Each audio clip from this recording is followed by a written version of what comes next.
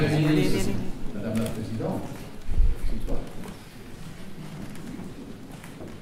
Chers amis, je ne suis que parrain, et donc vous êtes beaucoup mieux placés que moi pour avoir apprécié les paroles de votre président. Moi, je les ai beaucoup admirées, donc j'ai bien fait de répondre à son invitation, d'autant que je voulais exprimer mon admiration à la perle de ce gouvernement, Christiane. Je ne vais pas reprendre chacun des thèmes, mais je vous félicite. 30 pays, une réunion pour 2 ou 3 jours. Vous êtes, vous l'avez déjà dit, mais je vous le répète, ce que nous attendons de mieux dans le monde. Cette faculté que vous avez de vous dresser contre toutes les inégalités et surtout contre le racisme, l'antisémitisme. Le nationalisme, un peu trop parce qu'il en faut un peu, comme disait François Mitterrand, que je vais citer en mal et que je cite en bien dans son dernier discours de Strasbourg. Mais quand même, écoutez ça, ça vous fait croire à l'Europe. Et j'avoue que j'avais une petite inclinaison au doute.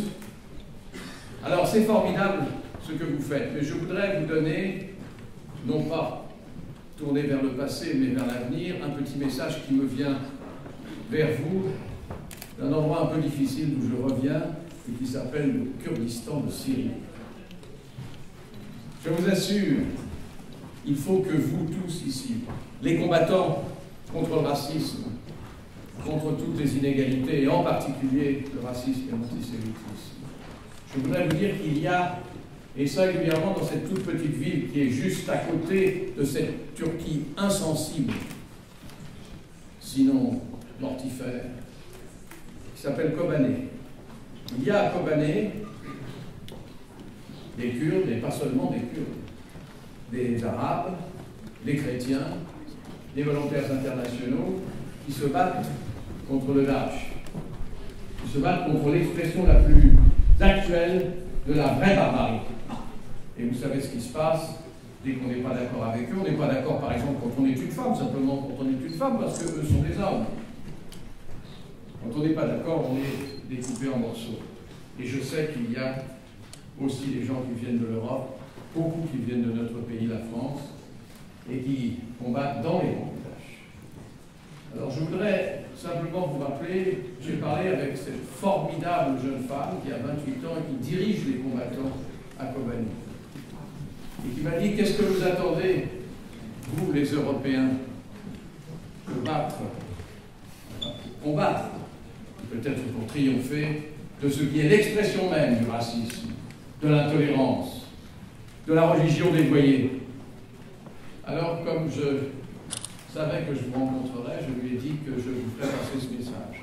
Simplement, pour que chacun d'entre vous donne un peu son sentiment dans cette Europe qui oublie tout, très vite, dont la mémoire est à 15 jours parfois, que vous donniez votre sentiment dans les journaux, dans les radios, que vous parliez à vos amis. N'abandonnons pas ceux qui ont les mêmes valeurs que nous, même si elles sont proclamées, et on verra bien si elles sont réalisées, mais qui s'appellent l'égalité entre les hommes et les femmes, la démocratie, le combat pour les droits de l'homme, la séparation de la religion et du pouvoir politique. Ce message que je voulais vous transmettre, l'ayant prononcé, ou l'ayant proposé, je vous remercie une fois de plus de mon lointain parrainage. Je vous trouve tous, les uns et les autres, très beaux et très intéressants, très mélangés, très formidables. Vous avez un bon président, j'espère qu'il me restera longtemps. Je vais vous dire une petite chose que j'ai appris dans les multiples associations que j'ai créées. Reste président, mon pote. Merci.